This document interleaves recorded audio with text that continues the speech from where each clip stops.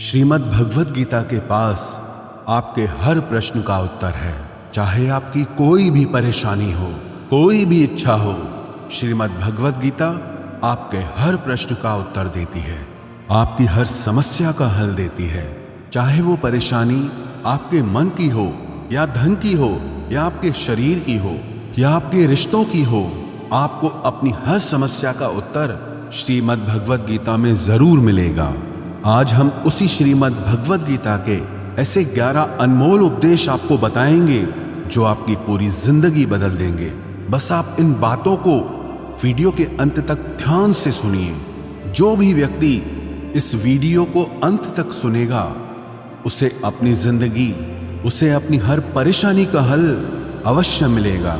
उसे अपनी जिंदगी में जो कुछ भी चाहिए वो उसे जरूर मिलेगा। श्रीमद् भगवद गीता का सबसे पहला उपदेश यही है कि कोई अगर आपका अपना है या कोई आपसे बड़ा है तो उसका अपने प्रति गलत व्यवहार कभी भी सहन नहीं करना चाहिए। ये गीता का उपदेश हमारी जिंदगी से भी जुड़ा है।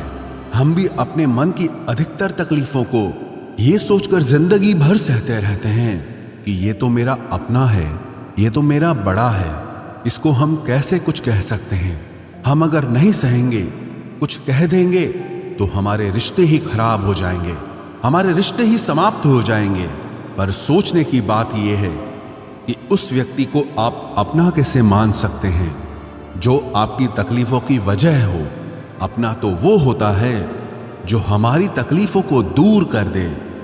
तो गीता का ये उपदेश है कि किसी को भी अपना फायदा मत उठाने दो, किसी को भी खुद पर जुल्म मत करने दो, क्योंकि आप जितना सहेंगे लोग आपको उतना सहने के लिए और मजबूर करेंगे। गीता का पहला अध्याय जिसका नाम अर्जुन विषाद योग और दूसरा अध्याय जिसका नाम सांख्य योग है, उसके आरंभ में अर्जुन ने श्री कृष्ण के आगे अपना दुख प्रकट किया है कि हे केशव, मैं कौरवों से कैसे युद्ध कर सकता हूं? ये सब तो मेरे अपने ही हैं।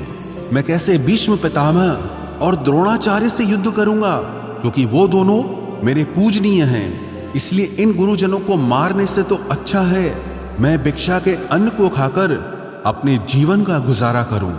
और जिन कौरवों से मैं युद्ध करने जा रहा हूं वो सब धृतराष्ट्र के पुत्र मेरे भाई ही हैं, मेरे अपने ही हैं। इन सबको मारने से अच्छा है कि मैं सन्यासी बन जाऊं। तो श्री कृष्ण ने अर्जुन से कहा कि यहां कौन अपना है और कौन पराया है। जो अधर्म करता है उसके साथ युद्ध करना तुझे मोक्ष और मुक्ति देगा। तू अपने इस मन के मोह को त्याग दे, नहीं तो सारा जग तेरी निंदा ही करेगा, तुझे डरपोक कहेगा। बात अपने पराये की नहीं है, बात धर्म और अधर्म की है, बात सही और गलत की है। अगर तू गलत को सहेगा, उसका अंत नहीं करेगा, तो गलत करने वाले को और बल मिलेगा, वो और भी गलत करेगा। इसीलिए मन के मोह को त्याग करके तू युद्ध कर। महाभारत की एक और कहानी भी है। जब अर्जुन के पुत्र अभिमन्यु की युद्ध में मृत्यु हो जाती है तब अर्जुन बहुत दुखी होता है, रोने लगता है। वो श्री कृष्ण से कहने लगा कि मेरा पुत्र अभिमन्यु मर गया है, मैं ये दुख बिल्कुल भी सहन नहीं कर सकता, मैं भी अपने आप को समाप्त कर लूंगा। फिर भगवान श्री कृष्ण उसे आत्माओं के लोक में लेके गए, जहां अभिमन्यु आनंद से बैठा हुआ था। क्योंकि उसने क्षत्रियोचित व्यवहार किया, इसलिए उसे उत्तम पद की प्राप्ति हुई। जब अर्जुन अभिमन्यु के पास रोते रोते पहुंचा, अपने पुत्र को देखकर अर्जुन बहुत प्रसन्न हुआ। उसे गले से लगाकर कहने लगा कि हे पुत्र, तेरे बिना तो मैं जी ही नहीं सकता, मैंने तो अपने जीवन की आशा का ही त्याग कर दिया है।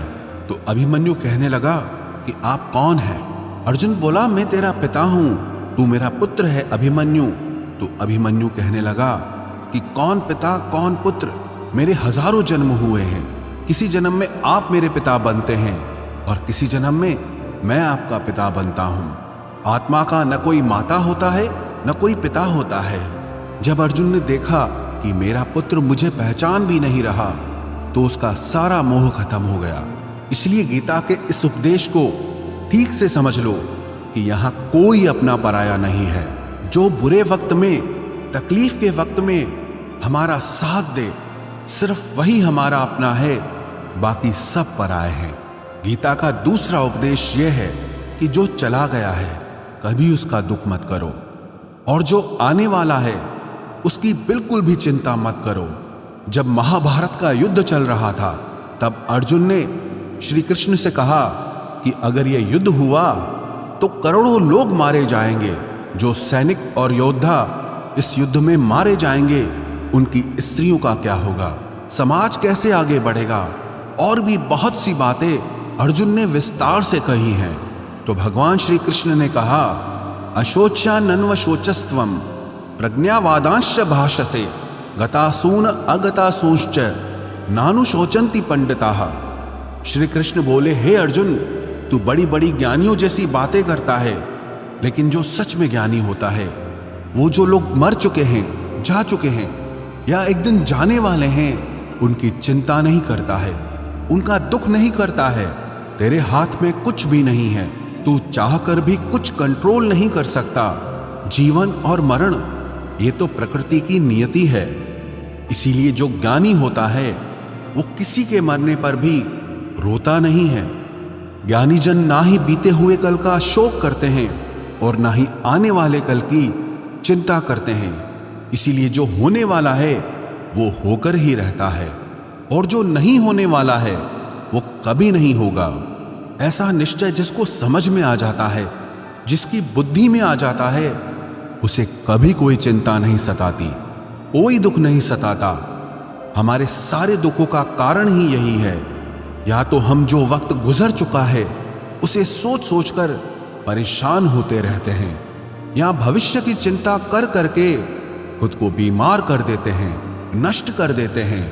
गीता का ज्ञान हमें यही सिखाता है कि ना तो हम बीता हुआ कल बदल सकते हैं और ना ही आने वाले कल पर कंट्रोल कर सकते हैं।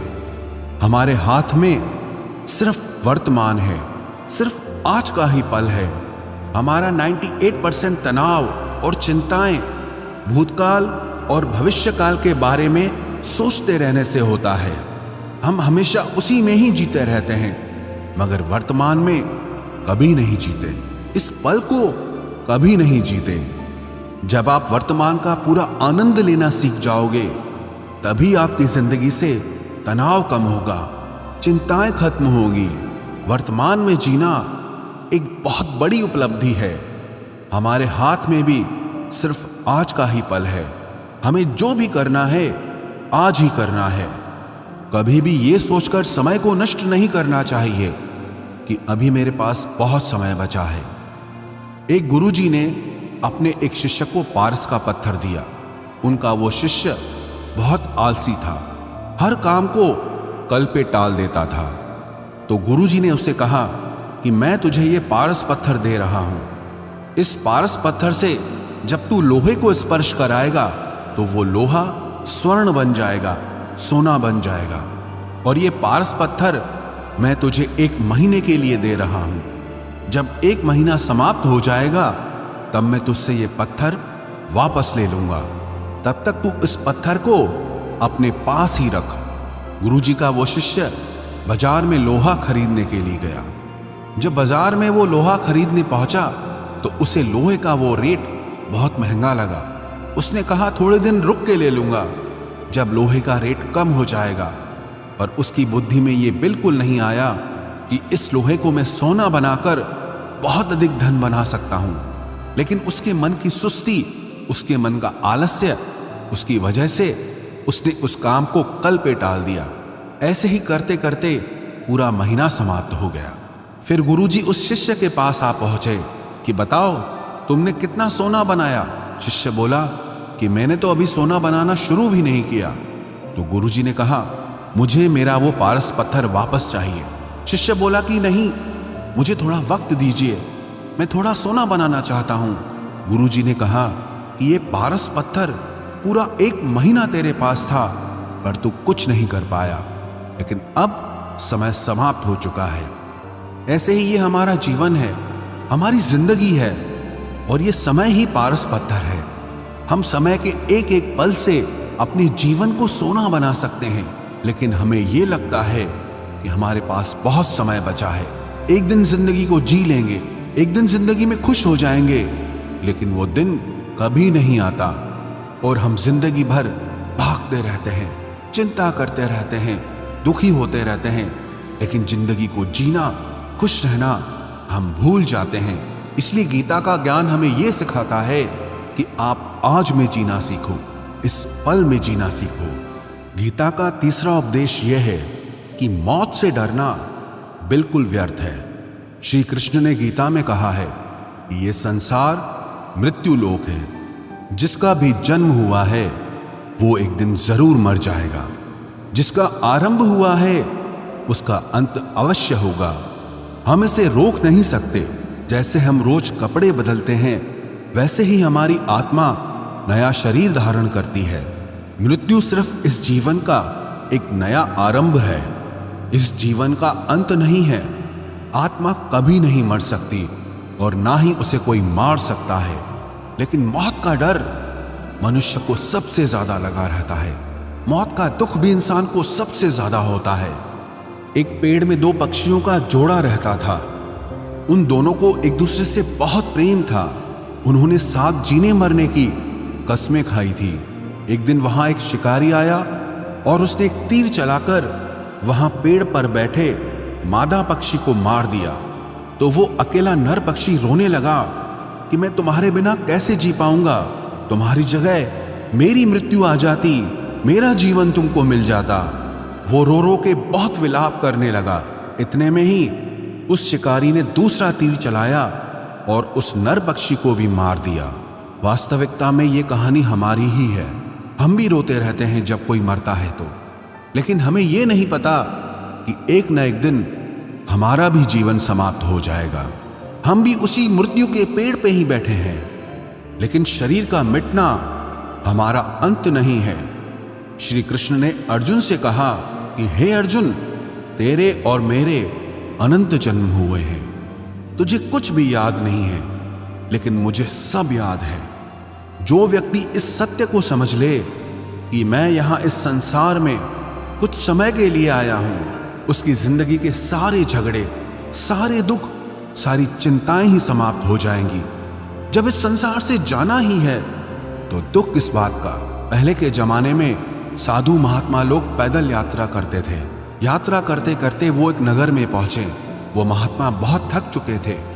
उस नगर में उन्होंने एक महल देखा और उन्होंने उस महल में जाकर विश्राम करने का सोचा और वो महल में जाकर सो गए। जब उस महल में वहां का राजा पहुंचा तो अपने पलंग पर उस महात्मा को सोता देखकर बहुत हैरान हो गया। राजा उस महात्मा से पूछने लगा कि तुम मेरे महल में कैसे घुस आए और मेरे बिस्तर पर सो रहे हो। महात्मा कहने लगा, ये तुम्हारा महल है, मुझे तो लगा ये धर्मशाला है। तो राजा ने कहा, आपको मेरा महल धर्मशाला कैसे लगा? तो महात्मा ने राजा से प्रश्न किया कि तुमसे पहले इस महल में कौन रहता था? तो वो राजा बोला कि मुझसे पहले मेरे पिता यहाँ पर रहते थे और उससे पहले मेरे दादाजी यहाँ पर रहते थे। तो महात्मा ने फिर प्रश्न किया कि क्या तुम इस महल में हमेशा रहोगे या तुम्हारे बाद कोई और रहेगा? तो राजा कहने लगा कि मेरे बाद मेरा पुत्र इस महल में रहेगा। तो महात्मा राजा से कहने लगे कि जिस जगह पर रहने वाले बार बार बदल जाते हों उसे घर कैसे कह सकते हो? वो तो धर्मशाला ही है। इसीलिए तेरे महल को धर्मशाला समझकर मैं इसमें रात बिताने के लिए आ गया।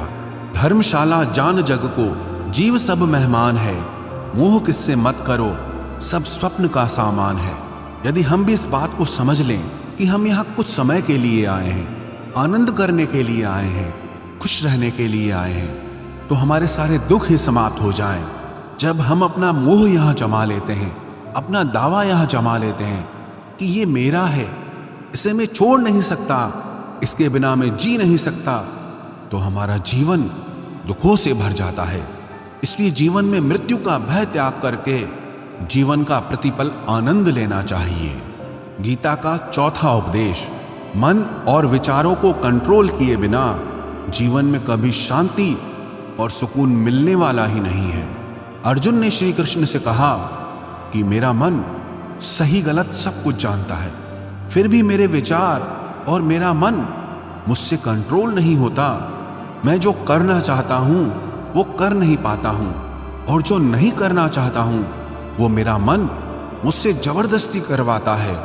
इसीलिए मैं बेचैन हो गया हूं, मुझे शांति प्राप्त नहीं हो रही। तो श्री कृष्ण ने अर्जुन से कहा, उसके लिए तुझे अपने मन और विचारों से डिटैच होकर अपने मन और विचारों को सही दिशा में ले जाने की प्रैक्टिस करनी होगी, अभ्यास करना होगा। और ये एक दिन का काम नहीं है। जब तक तू अपने मन और विचारों की गुलामी का त्याग नहीं करता, तब तक तुझे जीवन में कभी शांति नहीं मिलेगी। एक राजा था, वो बहुत बेचैन और परेशान रहता था।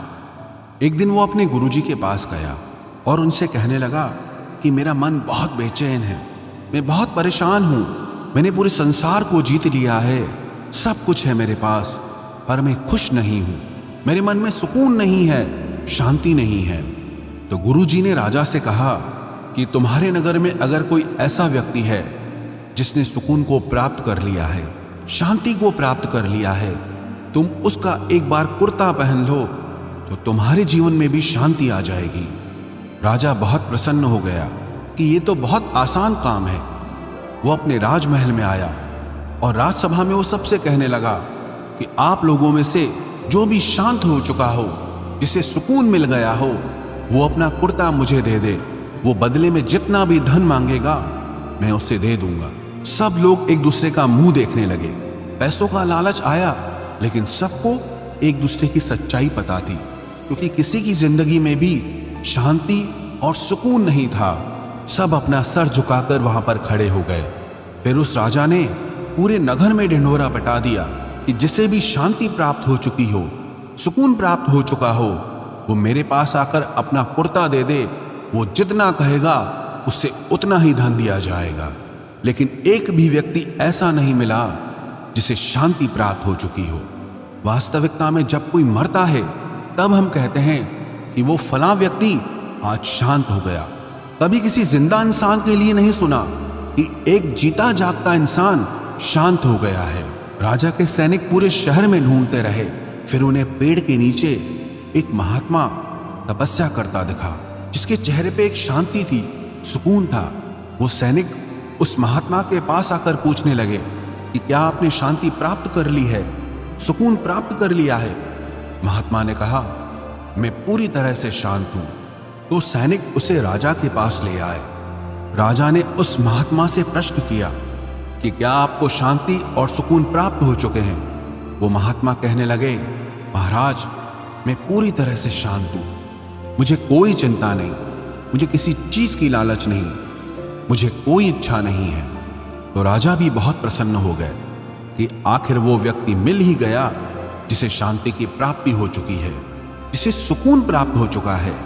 तो राजा उस महात्मा से कहने लगे कि हे महात्मा, आप कृपया करके अपना कुर्ता मुझे दे दीजिए, बदले में आप जो मांगेंगे मैं आपको दे दूंगा।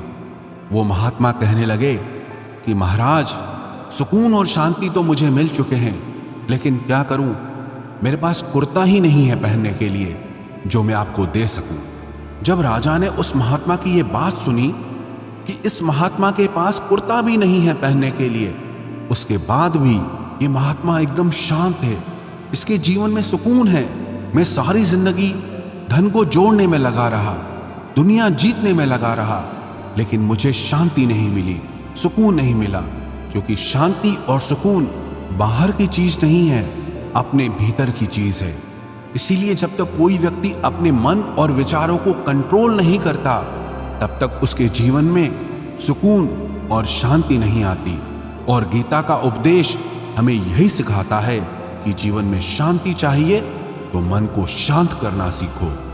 गीता का 5वां उपदेश यह है कि वासना, क्रोध और लालच सर्वनाश का कारण है, नरक का द्वार है। जिस भी मनुष्य में ये 3 अवगुण होते हैं, वो हमेशा दूसरों को दुख पहुंचाकर अपने ही सुख और स्वार्थ की पूर्ति करता रहता है। किसी भी चीज की हद से ज्यादा वासना करना और क्रोधी स्वभाव होना और मन में लालच होना उसके जीवन के सुख को समाप्त कर देते हैं, उसके सारे रिश्तों में जहर भर देते हैं। इन्हें नर्क का द्वार इसीलिए कहा गया है क्योंकि जिस इंसान में अत्यधिक क्रोध है, लालच है, वासना है, उसका पूरा जीवन जहर से भर जाता है। उसको मरने के बाद नहीं, जीते जी यहीं पर नर्क का दर्शन होता है। गीता का छठा उपदेश यह है कि सब भगवान एक ही हैं, कोई छोटा बड़ा नहीं है। सब एक परब्रह्म परमात्मा के अलग अलग रूप और नाम हैं। श्री कृष्ण ने गीता के 10वें अध्याय विभूति योग में बताया है कि जितने भी जगत के देवी देवता हैं वो सब मेरी ही विभूति है।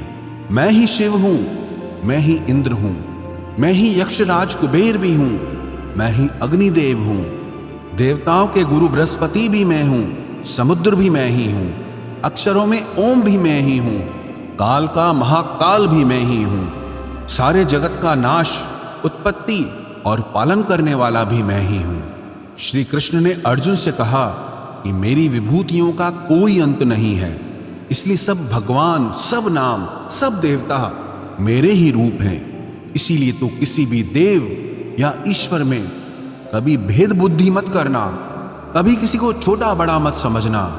और गीता का उपदेश हमें यह सिखाता है कभी भी किसी दूसरे के इष्ट को छोटा नहीं समझना चाहिए या इस बात पर झगड़े फसाद नहीं करने चाहिए कि कौन बड़ा है और कौन छोटा है। गीता का 7वां उपदेश यह है, सुख की इच्छा ही आखिर में हमारे दुखों का कारण बनती है। श्री कृष्ण ने अर्जुन से कहा कि मनुष्य जितना सुखों की लालसा और इच्छा करता है उतना ही उसकी इंद्रियां सुख भोग में आसक्त हो जाती है, उतना ही इंसान का मन संसार के सुख और आकर्षण का गुलाम बन जाता है। और जितना सुख के पीछे भागेगा उतना ही उसे दुख के अनुभव से भी गुजरना पड़ेगा, क्योंकि ये संसार का नियम ही है। जो चीजें शुरू में मन को बहुत आकर्षित करती हैं बाद में बहुत दुख देती हैं, और जो चीजें शुरू में मुश्किल लगती हैं, कठिन लगती हैं, बाद में हमें बहुत काम आती हैं। गीता का 8वां उपदेश यह है, जो भी मनुष्य दुनिया के सारे सहारे छोड़कर सिर्फ भगवान को ही अपना सहारा मान लेता है, उसकी हर जरूरत वो ईश्वर पूरी करता है। उसकी हर प्रकार से रक्षा वो परमात्मा ही करता है।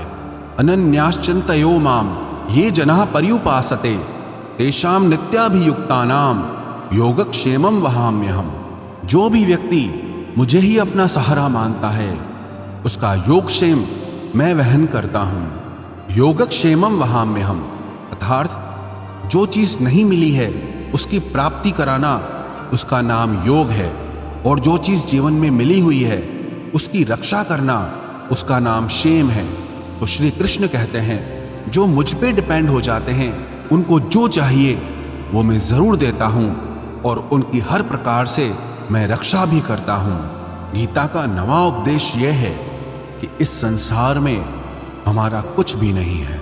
गीता सार में आपने कई बार सुना होगा कि तुम्हारा क्या गया जो तुम रोते हो, तुम क्या लाए थे जो तुमने खो दिया, तुमने क्या पैदा किया जो नष्ट हो गया, तुमने जो लिया यहीं से लिया, जो कुछ भी दिया यहीं पर दिया। जो आज तुम्हारा है कल किसी और का होगा, क्योंकि परिवर्तन इस संसार का नियम है। कल तक जिसके बिना आप जी नहीं सकते थे आज उनसे कोई रिश्ता ही नहीं है, बातचीत तक नहीं है। कहाँ गए वो जीवन भर के सारे रिश्ते, वो सारे मित्र जो साथ जीने मरने की बातें करते थे, आज पता भी नहीं कि वो लोग कहाँ चले गए। ये संसार परिवर्तनशील है, सब लोग यहाँ बदल जाते हैं, हर रिश्ता बदल जाता है, और तो और ये हमारा शरीर भी हर दिन बदल रहा है। बचपन से जवानी, जवानी से बुढ़ापा, और एक दिन ये शरीर हमारा साथ छोड़ देता है। तो किसके लिए रोना और किसकी चिंता करना। हम सारी जिंदगी चीजों को, रिश्तों को, जिंदगी को बनाने में, सजाने में, संवारने में लगे रहते हैं, लेकिन एक दिन सब कुछ बिखर जाता है। सारी जिंदगी जिस संपत्ति, जिन रिश्तों के लिए हम लड़ते रहते हैं, एक दिन सब कुछ छोड़ करके हमें इस दुनिया से जाना पड़ता है। गीता का 10वां उपदेश हमें ये सिखाता है कि किसी से भी हद से ज्यादा मोह कभी मत करना। श्री कृष्ण ने गीता का पूरा ज्ञान ही अर्जुन के मोह को नष्ट करने के लिए कहा है। ये मोह ही है जो इंसान को सबसे ज्यादा रुलाता है। मोह इतना बलवान है कि शेर जैसे इंसान को भी गीदड़ बना देता है। जो अर्जुन युद्ध में देवताओं से भी जीत गया, पर अपने रिश्तेदारों को युद्ध में देखकर उसका हाथ कांपने लगा। वो बोला, हे केशव, मेरे हाथ में धनुष पकड़ने की ताकत भी नहीं बची है, मेरे हाथ कांप रहे हैं, मैं युद्ध नहीं कर पाऊंगा। ये मोह इतना पेनफुल होता है जिसकी पीड़ा ना सह पाने के कारण कई लोग अपनी जिंदगी खत्म कर देते हैं, आत्महत्या तक कर लेते हैं कि उस व्यक्ति के बिना हम जी नहीं पाएंगे। जीवन में किसी से भी हद से ज्यादा मोह करोगे तो जीवन भर पीड़ा का ही सामना करना पड़ेगा। जो व्यक्ति अपने मोह से बाहर नहीं आता, उसका सब कुछ उससे छिन जाता है, उसकी सारी खुशी खत्म हो जाती है। इसीलिए गीता का ज्ञान बार बार यही सिखाता है कि अपने मन के मोह को त्याग करके आप बलवान बनो, बुद्धिमान बनो, सत्य के दर्शन करो कि वास्तविकता क्या है। क्योंकि हमारा मोह हमें हमेशा झूठ ही दिखाता है, झूठ पे ही विश्वास दिलाता है और दिल में झूठी उम्मीदें जगाता है। और ये ही हमारे दुखों का सबसे बड़ा कारण है। हम ही मोह कर लेते हैं, हम ही लोगों से उम्मीदें लगा बैठते हैं, पर वास्तविकता बिल्कुल अलग होती है। लोग वैसे नहीं होते जैसे हम मान लेते हैं, जैसा हम समझ लेते हैं, क्योंकि मोह के कारण हमें सच्चाई नहीं दिख पाती, लोगों का असली चेहरा नहीं दिख पाता। इसीलिए गीता का उपदेश हमें यह सिखाता है कि जीवन में अगर आनंद और प्रसन्नता से रहना है तो किसी में भी हद से ज्यादा मोह कभी मत करना। गीता का 11वां उपदेश ये है कि इस दुनिया में अगर आए हो तो दुख तो मिलेगा ही मिलेगा। दुख से कभी घबराना मत, दुख से कभी डरना मत।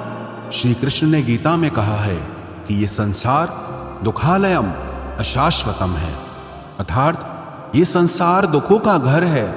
जैसे औषधालय में औषधि मिलती है, पुस्तकालय में पुस्तकें मिलती है, चिकित्सालय में चिकित्सा होती है, वैसे इस संसार को भी श्री कृष्ण ने एक नाम दिया है, दुखालय, जहां पर दुख मिलता हो। दुख तो यहां हर किसी के जीवन में आता ही है, लेकिन अगर दुख आया है तो सुख भी आएगा। इसीलिए दुख से कभी डरना नहीं चाहिए, क्योंकि ये संसार दुखालय भी है और अशाश्वत भी है। अशाश्वत का मतलब ही यही होता है कि यहाँ परमानेंट कुछ भी नहीं है, यहाँ सब कुछ बदल जाता है।